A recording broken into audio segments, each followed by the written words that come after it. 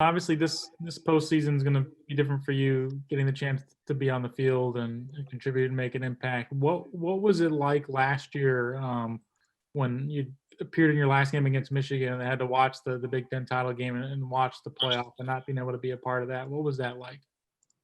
Yeah. I mean, to put it frank, it just sucked, having to sit back and watch my team uh, do everything that I wanted to do. But honestly, I mean, I was I did everything that I could, being a leader, speaking up, trying to coach the young guys up out there and just help out the best way I could. And that made me happy, especially when they went out there and won. So, I was happy regardless. And how do you feel about your decision to come back in hindsight? Obviously, you thought you were coming back to play a full game, 12 game, 13, 14 game slate, and it hasn't worked out that way. But I imagine you've had a full year of development as well. Just looking back on it, how do you feel about everything that's transpired? Yeah. I mean, obviously, this year hasn't gone the way I thought it would. I don't think it's gone the way anybody thought it was. It's been it's been a crazy year. Games canceled left and right. Everybody with this whole COVID situation. Honestly, even with all that, I just feel blessed that I even got the opportunity to come back and play. Even if it was for either 12 games or 5 games, which it ended up being. I feel blessed, and I'm just happy that I got to go out there and play with my brothers at all, because nothing's guaranteed for us. So, even with the way that it went, I'm blessed that it went this way. I'm blessed that I had an opportunity to go out there and play. All right, we'll go next to Tony Gerdeman, Buckeye Scoop. Jonathon, knowing what the Michigan game means to you, what was it? What was it like to get that news? How long does it take to fully move on to Northwestern from that? Yeah, I mean, it was hard because obviously, not only do I really wanted to play in that game, but it was senior day and probably my last time playing in the shoe. So it sucked that it got canceled and it hurt, but now we're playing for rings. And you got to kind of put that away and put all your efforts towards Northwestern. And that's what I've been doing. So I know that game is gone. There's nothing I can do about it on the Northwestern, All righty, we'll go next to Austin Ward, Leonard Monroe. Coop, along those lines, I mean, it's almost like it just took 2 years to play one senior season for you. I mean, you got to play the rivalry game last year. Now you'll get the postseason. Has that eased any of this frustration about missed games for you? That's just, I don't know, it just took you longer to get through that 1 year that everybody else got. Yeah, I mean, yeah, when I look back on it, 2 years, 2 years to play one full senior season. Yeah, I mean, it eases the stress a little bit. I like I said earlier, I'm just happy that I even got a chance to do any of that, with go out there and just play with my brothers. I love this team. I'm like sitting out and watching your team play really hurt and really sucks. So the fact that I got a chance to do any of that and just go out there and be the leader that I wanted to be and do what I want to do with my guys, I'm happy. I know it didn't go the way I thought it was going to go, but at the end of the day, I'm happy and I'm ready to go on and do more things with my team.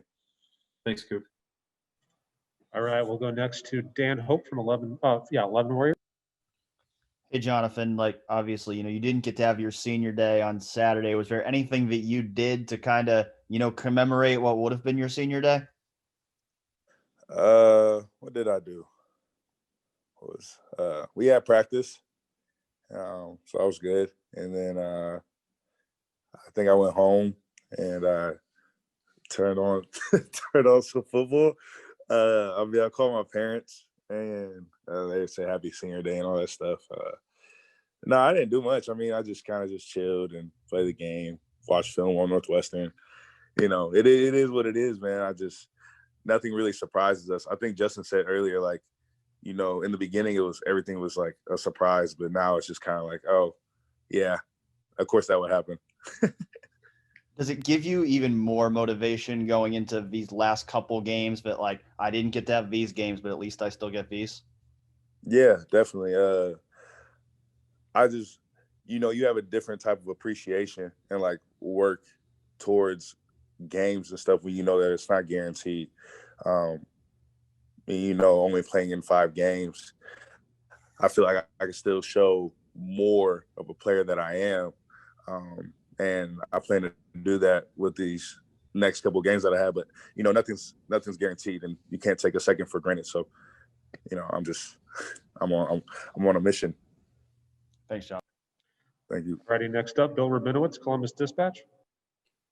Hey, Jonathan, more of a kind of a playoff question. You guys were sitting in pretty good position that if you won this Saturday, you'd be in good shape for the playoff. But the LSU upset solidified it. Did you watch that game? Yeah, I watched some of it. I watched some parts. And the shoe. Yeah, that was something, wasn't it? The when he threw the shoe. Yeah, I mean, how good do you feel about your position now? Take care of business, and we're in. That's been the whole goal. That's even before that game. That's what Coach Day has been saying to us. Our whole focus is take care of Northwestern, take care of this Big Ten championship, and and then we'll see what happens from there. It'll take care of itself. I don't think that game changed anything for us players. I think it just knows that we still know as a group that we have to go out there and take care of business no matter what. Thanks, Jonathan. All righty, next up, Nathan Baird, Cleveland.com. Hey, Jonathan. How are you kind of figuring the balance right now between being rested late in the season and then being rusty, having only played 2 times in the last 5 weeks? And how are there benefits to not playing as much down the stretch, or are you worried that these lack of reps, this team is not going to be in the kind of rhythm it wants for the postseason?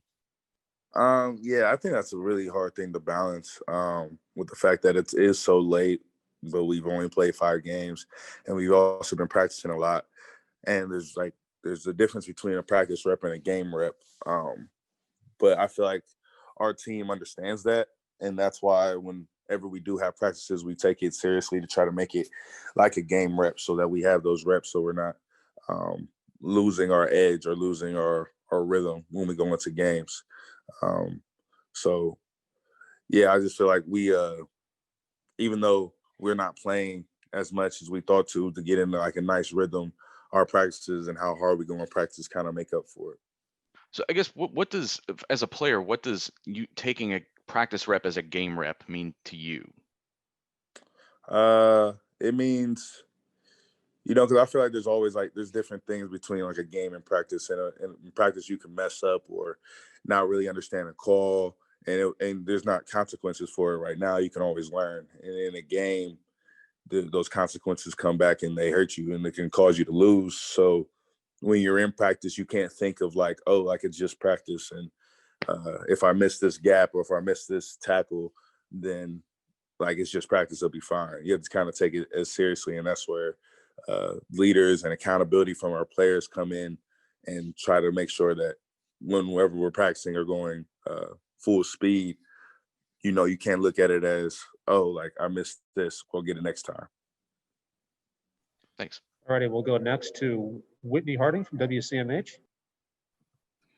Hey, Jonathan, I asked Justin a similar question, and you've talked about you just got to focus on winning this next game and playoff will take care of itself. But with all this conversation going on, people's wonderful opinions of they'll only play 6 games, I mean, is that even more motivation? And is it hard to not respond to that kind of stuff?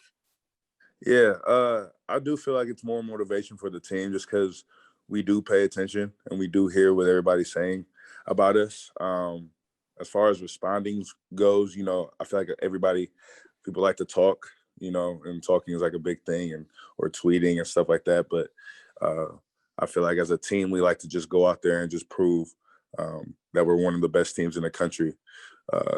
And so that's, like Justin said, that's our whole focus is beating Northwestern and proving that we are one of those teams. You said you started some scouting. I mean, they rushed for over 400 yards this week. What did you see from them in that performance? And did they do anything a little bit different than what you may have seen this year? I think they got a new offensive coordinator from last year, this year. So, you know, you can't really rely too much on the last film. But I think they're a very good team. Obviously, they're in the Big Ten championship for a reason. They've been doing really well on the west side of the Big Ten, and you know, in order to give a team that respect, you have to go out there and work hard and scout them well. You know, I think they're a really good team actually. I think we have to go out there and play really well. That's you know, that's my diagnosis that I can say to you guys. Thanks so much. All righty, we'll go next to Peter Warren from the Daily Northwestern. Hey, Jonathan, going off that, are there any players that have stuck out to you from Northwestern's tape that you think could be key players for you guys to really hone in on for this game? I like their running back.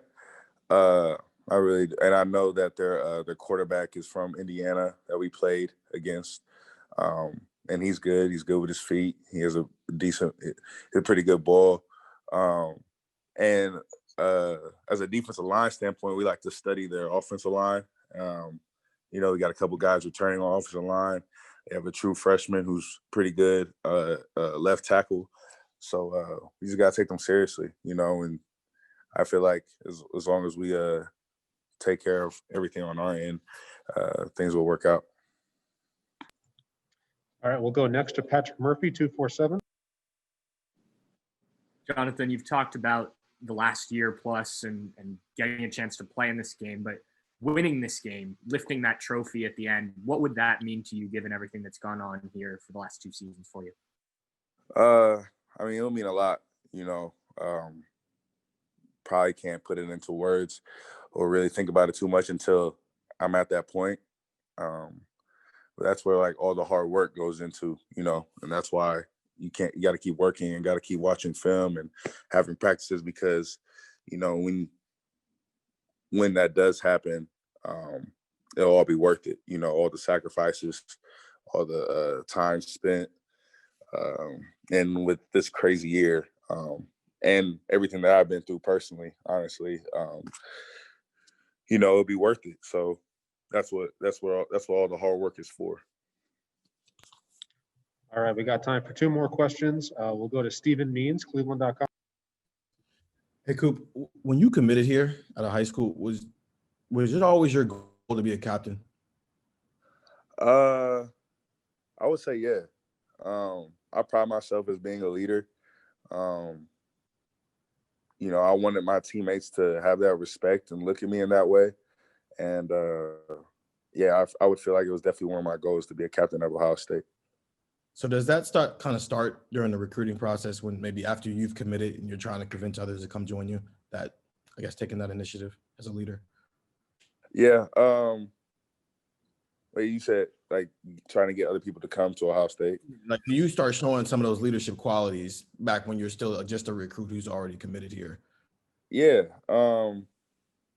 Yeah. I feel like because as a leader, you don't just like turn that on and off. I feel like you're just that through and through. And you just do that with how you work, how you talk to people, how you act in your character. And I feel like that's just in me. So when it came to me being a recruit, I feel like I was always a leader. Thanks. All right, and last question to Tim May from Letterman Row. Tim? Yeah, 2 quickies. Jonathan, number one, during, you know, as these blows have come at you guys, and, you know, this taken away, that taken away, especially since you guys named captains, et cetera. Have you captains, do y'all meet before you kind of get in front of your teammates so you have a straight message, you know, a conforming message you want to get across? And just how have y'all, like as a group of captains, handled that?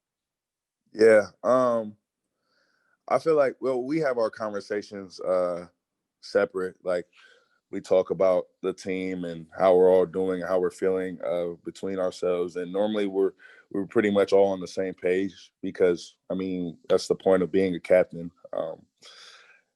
And we just try to relay the message to our team. You know, we get it that things are hard. Things are really, really hard. Things are tough. Long season. Things not going our way. Games getting canceled. I mean, it's crazy. And it's hard on anybody throughout the country. You just kind of have to, as captains, it can't just be one person's voice leading. It's got to be like come from everybody, and that's what we try to do. Just keep our team going and keep and let them know that it's all going to be worth it at the end of the day if we just keep going.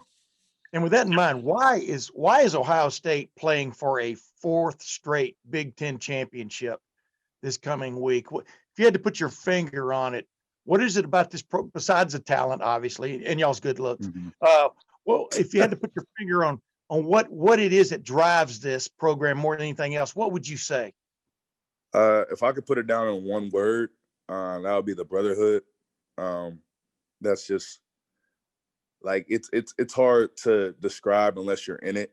And obviously, a lot of players throughout the years, from JT Barrett, Raekwon McMillan to Terry McLaurin to Paris Campbell. I mean, all these guys throughout the years have talked about the brotherhood, and it's real. You know, we do this for each other. We don't do it just for ourselves or personal accolades. And when you go out there and play for the guy next to you and not for yourself, you know, you play harder and you play better. And I feel like that's the reason why Ohio State has had the success that it has the past 4 years, is because the brotherhood. Thanks, man. Thank you. All righty, Coop. Thank you very much for your time. Have a good day, and thanks everyone for being on. We'll talk to you. Thanks for watching. Be sure to click on that subscribe button so you don't miss a single thing, and come visit us over at BuckeyeGrove.com for all the best Ohio State information on the web.